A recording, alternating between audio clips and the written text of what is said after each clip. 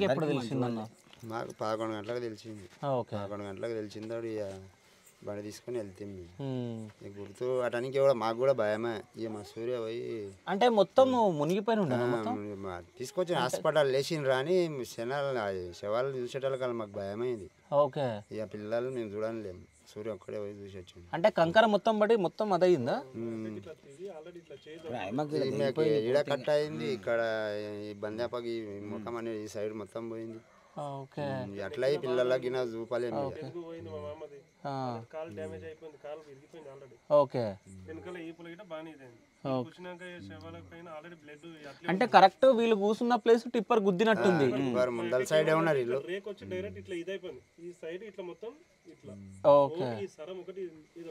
వాళ్ళని చూస్తే చాలా ఘోరం. అట్లానే ఆ పిల్లలకు చూపలేము. అట్లానే వాళ్ళు కూడా బాధపడుతున్నారు. ఇప్పుడు వాళ్ళు చూడలేరా లాస్ట్? చూపియలేము, భయపడతారని. అంటే ఫేస్ కూడా ఈ చాలా ఖరాబ్ అయినాయి సార్, ఇట్లా అనిగిపోయినాయి.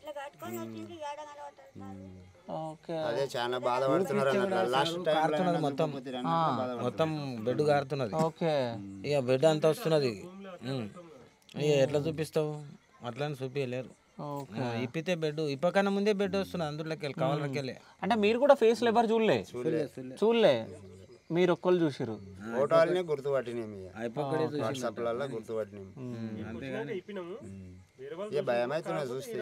బట్టలు వాళ్ళు మాకు తెలుసు కదా, కాకపోతే ఇక మాకు భయం అవుతున్నది అన్నట్లు. ఇక మొత్తం అనిగిపోయినాయి ముఖాలు, చాలా ఘోరమైంది. సో ఆయన మాట్లాడుతుండేనా? అంటే వాళ్ళ అమ్మ నాన్న అంటే ఒకటే ఊరు కాబట్టి మీరు మంచిగానే ఉంటుండే. ఆయన పని ఆయన కూలి పని తండ్రి కే చేసుకుంటుండే, లేకపోతే ఊళ్ళో కూడా చేస్తుండే. పని ఉంటే ఎవరికి బడమన్యులు గారు కొంత మంచి మనుషులే, మంచిగానే ఉంటుండే. వాళ్ళు కూలి పని ఏదో ఒకటి వేసుకుని వాళ్ళంతా వాళ్ళు ఉంటుండే. బందేప కూలి అవుతుండే, లక్ష్మి కూడా ఊళ్ళో కూలి చేస్తుండే. ఇద్దరు బిడ్డ తన ఇద్దరు. ఓకే. ఎవరన్నా వచ్చి హెల్ప్ చేస్తున్నారా మరి? చేస్తున్నారు.